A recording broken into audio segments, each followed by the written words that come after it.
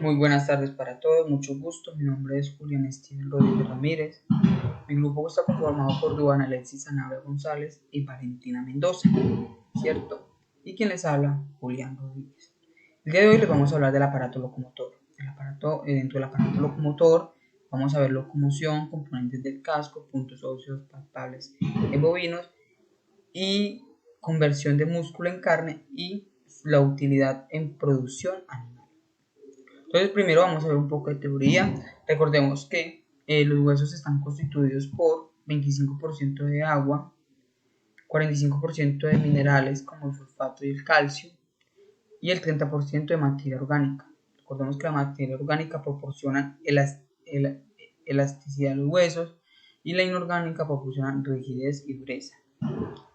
La estructura de los huesos está conformada por el tejido óseo, conectivo, cartilaginoso, médula ósea, vasos y nervios, ¿cierto?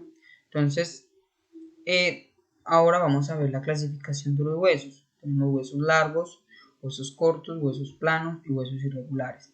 Dentro de los huesos largos tenemos el fémur, húmero, tibia, peroné, cubital. Cortos, huesos del tarso y carpo. Planos, escápula, huesos del cráneo y costillas. Irregulares, vértebras y huesos de la base del cráneo. Una de las principales funciones que tienen los huesos, ¿cuáles son? Proporcionan sostén al cuerpo, permiten que el cuerpo se pueda sostener, permiten movimiento, permiten que los animales se puedan mover, protegen a los órganos, reservan minerales como el calcio y el fósforo y producen una de las partes muy importantes que producen células sanguíneas como la médula ósea y la hemopatoyesis. Entonces ahora vamos a ver puntos óseos palpables en bovinos y la utilidad en producción animal, ¿cierto? Entonces decimos que las costillas son puntos óseos palpables, ¿cierto? Se dicen que las costillas se clasifican en dos grupos muy importantes, en externales o verdaderas o externales o falsas. Entonces decimos que las externales verdaderas son las que van articuladas aquí al esternón, como ustedes pueden ver, y las externales falsas son las que no van articuladas al esternón, como ustedes pueden ver acá, ¿cierto? Vemos que las costillas son huesos planos, curvos y alargados, que se articulan dorsalmente con las vértebras torácicas, y el número de costillas corresponde al número de vértebras torácicas, ¿cierto? Entonces aquí, por ejemplo, aquí. Bueno, entonces, por ejemplo, esto también vendría siendo un punto en utilidad de producción animal, ¿cierto?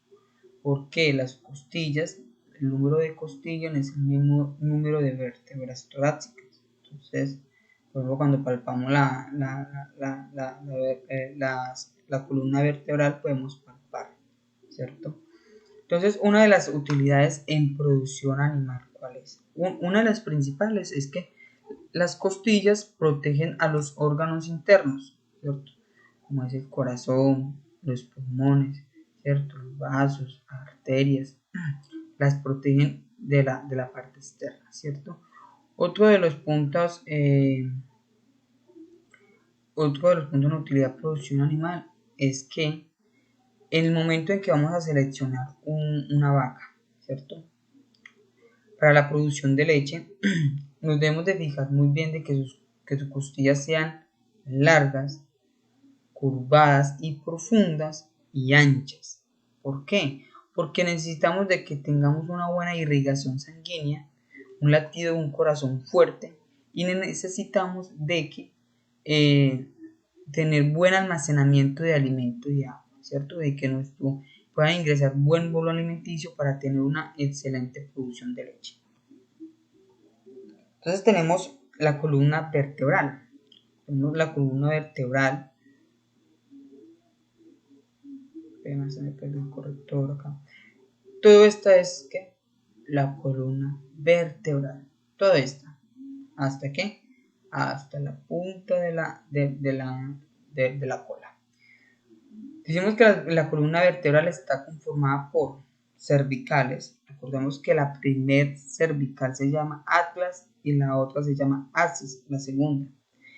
Torácicas, lumbares, sacras, coxígeas, ¿cierto? Y cada vértebra está conformada por un cuerpo, un arco y una apófisis, ¿cierto? Aquí como ustedes pueden ver, cada uno es una vértebra, ¿cierto? Entonces aquí ustedes pueden ver cada estructura como tal, cómo está conformada, ¿cierto?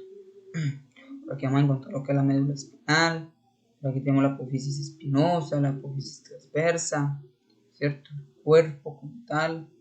Bueno, una de las utilidades en producción animal es que la columna vertebral podemos utilizar la lumbar 6, ¿cierto?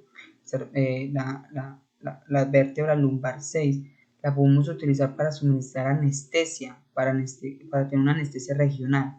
En el momento en que el bovino se fractura, en el momento en que, por ejemplo, con un parto, tiene un parto arriesgado para no producir tanto dolor, por ejemplo, cuando tenemos un problema de cadera, una cirugía, o sea, algo de ese extremo, podemos utilizar la lumbar 6 para suministrar anestesia y tener la mitad del cuerpo anestesiado. Otro punto en utilidad en producción animal es que gracias a la columna vertebral, como están fuertes, ¿cierto? Todos los huesos son fuertes, ¿cierto? Pero la columna vertebral le podemos, en algunos lugares del país todavía lo hacen, ¿cierto? Utilizan a las vacas para cargar, ¿cierto? Una jalma, lo que hacen es subirle carga y cargar, o para bueno, si todavía se ve, para la arriería como tal, ¿cierto? O en su efecto en el momento para quebrantar la tierra, también lo utiliza, ¿cierto? Entonces una de las funciones, por ejemplo las cervicales, una de las funciones de las cervicales, creo que también es un punto de utilidad en producción animal porque facilita el movimiento del cuello, permite de que el bovino como tal se pueda mover hacia los lados para rascarse, para lamerse, para mover a un animal que esté por ahí, para mirar hacia atrás, ¿cierto? Entonces esto es, como ustedes pueden ver, una de las funciones, ¿cierto? Huesos del cráneo. Bueno, voy a ir resumidamente por el tiempo, ¿cierto? Entonces el hueso del cráneo, tenemos los huesos incisivos, nasal, frontal, parietal, occipital, temporal, el cigomático, ¿cierto? Esto, recuerden que uno de los puntos en utilidad en producción animal es que los huesos del cráneo protegen a qué? Protegen al encéfalo, ¿cierto? Protegen al encéfalo y a los órganos de los sentidos, ¿cierto? Como son los ojos, como son los oídos, como son las fosas nasales, la boca, etcétera, ¿cierto? Las mandíbulas siguientes, entonces aquí tenemos una mandíbula, como ustedes pueden ver, ¿cierto? La mandíbula es un conjunto de huesos que sostienen los dientes del animal. Recordemos esto muy bien, sostienen los dientes del animal porque, recordemos que también la mandíbula es el único hueso del cráneo que se puede mover, ¿cierto? Es como se puede mover, por ahí podemos masticar, los animales pueden masticar. Entonces, una de las utilidades en producción animal, ¿cierto? Que tenemos como tres, es que por medio de los dientes, ¿cierto? Podemos identificar la edad del animal. Podemos contar sus dientes, sus molares, sus premolares, los incisivos, ¿cierto? Identificar qué edad tiene el animal. Otra utilidad en producción animal, pueden masticar, a través de sus dientes, pueden masticar el bolo alimenticio para ser ingerido, ¿cierto? Y otro es que por medio también, como pueden abrir la boca, también se pueden defender de aquellos a animales que los puedan afectar. Tenemos los huesos coxales. Los huesos coxales está formado por el ilion, isquion, el pubis, ¿cierto? Por medio de la crista ilíaca, la tuberosidad ilíaca y la tuberosidad isquiática, ¿cierto? Podemos mirar e identificar qué capacidad tiene o qué tan amplia está la pelvis, ¿cierto? Qué tan alta o qué tan baja está. Entonces aquí con la tuberosidad del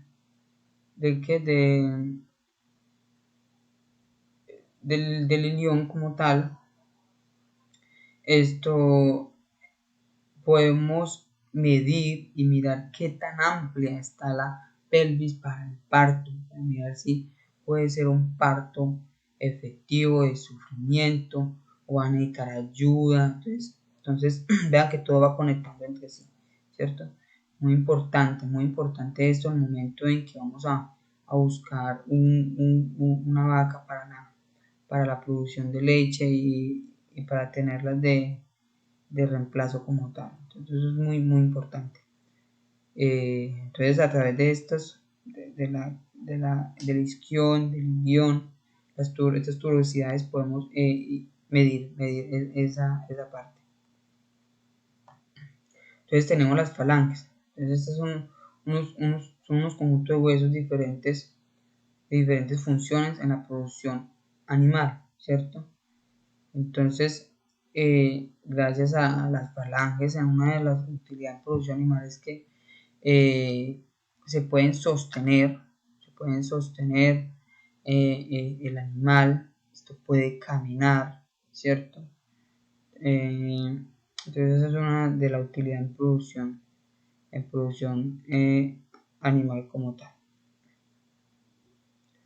Los cuernos del bovino. Los cuernos del bovino están conformados por un núcleo óseo, ¿cierto? Aquí como ustedes pueden ver, que tiene el seno frontal, ¿cierto? Y como pueden ver aquí, por aquí, podemos hacer el corte de hueso, ¿cierto? Aquí vemos su crecimiento, ¿cierto? Y por ahí no podemos hacer el corte. Una de las utilidades en producción animal que tienen los cuernos del bovino es que se pueden defender de aquellos animales que los puedan atacar, ¿cierto? También los cuernos del bovino los utilizan para hacer las maniguetas de los cuchillos. Esos cuernos sufren un proceso de transformación, entonces para eso no lo permite. Tenemos el hueso húmero, ¿cierto? Es un hueso semicilíndrico, es uno de los huesos largos. En una de las utilidades en producción animal es que gracias a las extremidades pélvicas, sí, en el momento en que vamos a buscar un animal para la producción de leche, ¿cierto? Estas extremidades deben ser paralelas, no pueden estar ni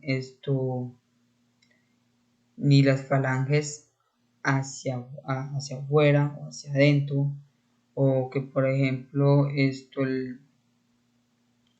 aquí pues, se vean como tal, como entre hacia adentro, ¿cierto?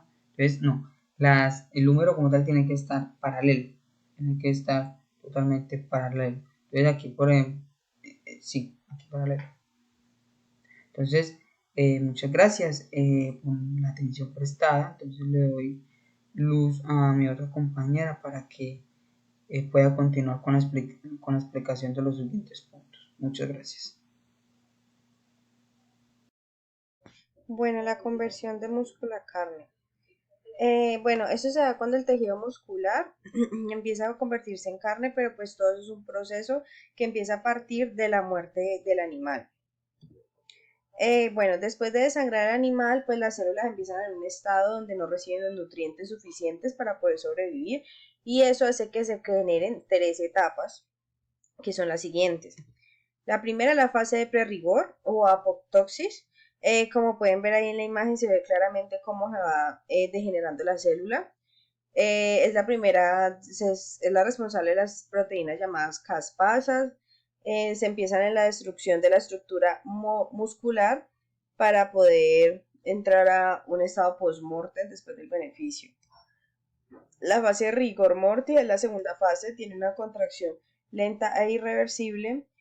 También ocurre cuando hay la interrupción de la circulación sanguínea y el oxígeno, y eso produce una síntesis anaeróbica llamada glucólisis. Esto se produce se produce y se consume ATP para compensar esa escasez energética que hay, pues por el aumento del sacrificio.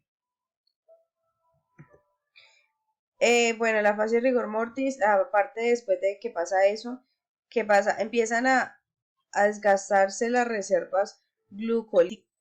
Bueno, cuando llega las enzimas pues se inactivan y empiezan a tener una caída de la parte glucolítica, entonces empiezan a crearse una rigidez post-mortem. Ese estado de rigidez se alcanza de 10 a 24 horas posteriores al beneficio. Bueno, ¿cuál es la importancia de esa fase? La importancia es que si nosotros no tenemos un cuidado adecuado o no tenemos bien claro cómo manejar esta situación, podemos dañar el sabor de la carne, incluso la textura. La fase de maduración. Bueno, esta es la fase posterior al rigor mortis, es donde se produce modificaciones fisiológicas que degradan las proteínas de la estructura muscular. Esa maduración se tiene que conseguir cuando hay almacenamiento al vacío y aparte de eso en temperaturas menores a 4 grados, para poder que tenga un color adecuado, que sea llamativo a la vista y también un sabor óptimo del producto. Bueno, la fisiología del movimiento o lo que tiene que ver pues con el sistema locomotor. Se da por medio del sistema musculoesquelético, es el que permite pues el movimiento y el soporte. Se utiliza pues de la siguiente manera. Los nervios son los que coordinan y estimulan las contracciones musculares. Las articulaciones apoyan el movimiento. Los músculos desarrollan las fuerzas. Los huesos actúan como palanca y soporte. Los tendones unen los huesitos al músculo y los ligamentos hacen la estabilidad de la articulación hueso-hueso. Bueno, el movimiento del cuerpo requiere que los músculos actúen de parejas antagonistas, es decir, que mientras uno se contrae, el otro se relaja. Y eso es lo que produce, por ejemplo, como el codo en el trixis, que al contraerse siente el antebrazo, mientras que en el bíceps lo flexiona. Bueno, también la estructura de las articulaciones son las que permiten los movimientos. Por ejemplo, la rodilla es como una articulación tipo bisagra, ya que permite flexión y extensión.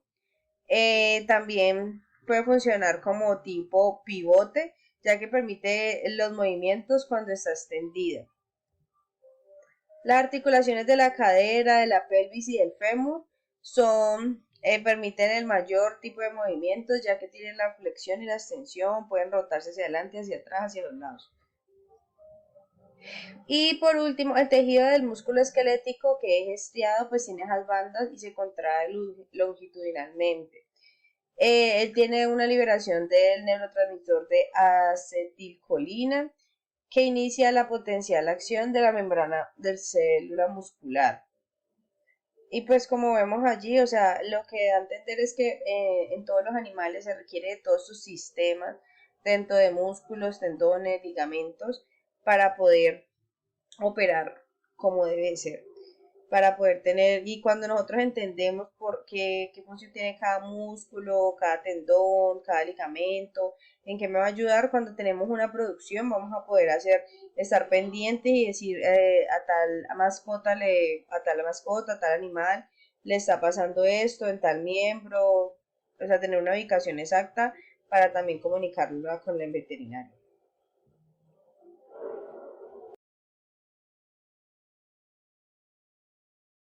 Ley Sanera González, estudiante del programa Zootecnia, la materia morfofisiología animal. De hoy vengo a hablarles los componentes del casco equino. Decimos que el casco está conformado por talón, ranilla, suela, línea blanca, pared, barra, láminas, muralla. El casco es el estuche córneo que recubre completamente el extremo distal del pie de los equinos. Pared. Es la parte del casco visible cuando el pie apoya en el suelo y se extiende desde el borde coronario hasta el piso. En la parte posterior, talones, se refleja hacia adentro para formar las barreras de la suela. La pared está separada de la suela por la línea blanca o línea alba. Se divide en lumbres, hombros, cuarta partes y talones. Observamos la gráfica, borde coronario, la pared, dedo, cuarto, talón. Cuña. Se dividen apes, pilares y bulbo de los talones. Suela. Forma la mayor parte de la superficie basal del casco. La estructura de la suela es similar a la del estrato medio de la pared, es decir, cuerno tubular e intertubular, originado a partir de papilas dérmicas dirigidas hacia abajo que tapizan la ancha superficie de la suela. Las únicas diferencias son que aquí en el cuerno es más blando, las papilas dérmicas son más largas y la hipodermis es más gruesa. Observamos talón, ranilla, suela, línea blanca, pared, barrera. La ranilla, su estructura es similar a la de la suela, solo que las papilas dérmicas, porión culneal, son más cortas y los túbulos córneos y el cuerno intertubular son de queratina más blanda, por lo que posee mayor elasticidad que la pared. La línea alba, línea blanca o línea de herrador, representa una zona de queratina más blanda y carente de pigmentación, que si bien se observa desde la cara solear, pertenece en realidad al espesor de la pared. Representa la proyección distal de la región interna o laminar, incluyendo la zona más interna de la región coronaria. Ambas pigmentadas forman una conexión elástica, pero firme entre la pared y la suela.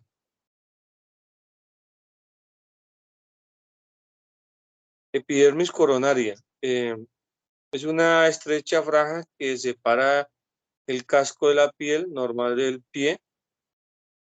En animales viejos se afina y puede no existir. Se cree que su mayor desarrollo en potrillos tiende a evitar la pérdida de agua del casco durante su crecimiento. Epidermis laminar constituye la capa más interna de la pared y su porión contacta con el periosti de la tercera falange. Se organiza a manera de láminas paralelas dérmicas y epidérmicas interdigitadas. Epidermis perioplo es la más superficial, está compuesto por una delgada capa de material córneo de coloración blanquecina y brillante, no es pigmentado, que se extiende recubriendo la pared y engrosándose al llegar a los bulbos. Se encuentra en el surco existente entre el perioplo y el borde coronario de la pared. Observamos en la gráfica dermis coronaria, dermis laminar, línea alba, dermis solear.